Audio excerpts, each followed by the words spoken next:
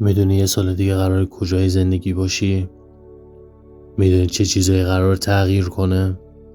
میدونی چقدر فرصت داری؟ واقعیت اینه هیچ کسی نمیدونه، اما یه چیز قطعیه: اگه امروز شروع نکنی، یک سال دیگه حسرت همین لحظه رو میخوری. لحظه ای که فرصت داشتی، انرژیشو داشتی، توان داشتی، ولی انتخاب کردی که عقب بندازیش. آدم ها شکست نمیخورن چون ناتوانن، شکست میخورن چون شروع نمیکنن، چون منتظرن احساسش بیاد، منتظر انگیزه بمونه. نه بابا، منتظر از فردا شروع کنن، از شنبه، از ماه بعد. ولی تقویم هیچ وقت روز کامل برای شروع بهت نمیده. انگیزه نمیاد. این تویی که باید شروع کنی، این تویی که باید شروع کنی تا انگیزه ساخته بشه، نه برعکسش. انگیزه که خود به خود ساخته نمیشه.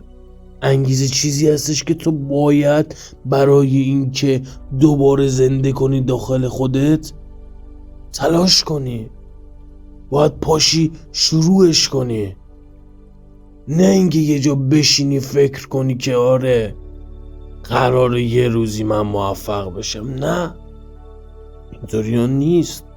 ذهن انسان چیزی به اسم شروع کامل نمیشناسه، ولی چیزی رو خیلی خوب میشناسه: تکرار کوچیک. علم میگه اگه فقط 2 دقیقه یه کاری رو امروز شروع کنی، مغز تو وارد حالت پیشرفت میشه. یعنی چی؟ یعنی حتی یه قدم کوچیک مسیر روزت رو عوض میکنه. یه قدم کوچیک میتونه باعث بشه قدم دوم راحت‌تر برداشته بشه و همین قدم‌های کوچیک در طول 1 سال تبدیل میشن به کارهایی که بقیه ازش به عنوان معجزه یاد میکنن. تو لازم نیست 10 کیلومتر بدوی، لازم نیست 3 ساعت مطالعه کنی، لازم نیست از امروز آدم فوق‌العاده‌ای باشی.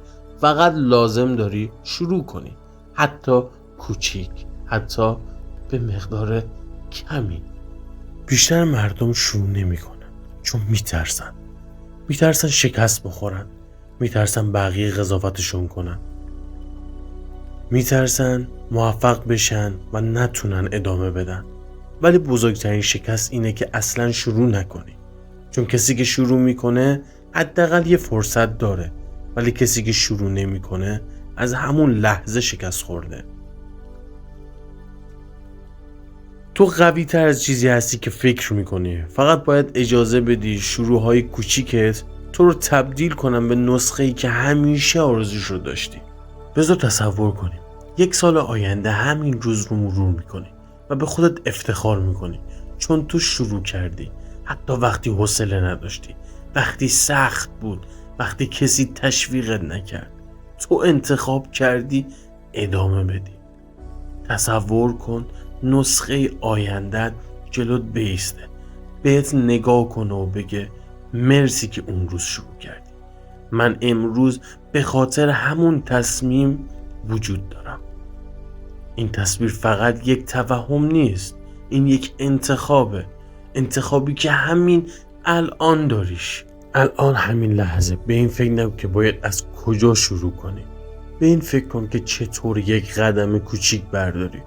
امروز 5 دقیقه مطالعه، 5 دقیقه ورزش، 5 دقیقه نوشتن، 5 دقیقه برنامه ریزی، 5 دقیقه هر کاری که تو رو به جلو میبره. این 5 دقیقه شاید کوچیک باشه، ولی نقطه شروع 1 سال پیشرفتته. تو الان یک تصمیم مهم پیش روت داری. یا همین ویدیو رو ببندی و بری سراغ روزمرگی همیشگیت، یا همین لحظه تصمیم بگیری تبدیل بشی به کسی که آیندهش رو خودش میسازه. 1 سال دیگه یا حسرت همین لحظه رو میخوری یا شکرگزارش میشی. انتخاب همیشه و همیشه دست توه.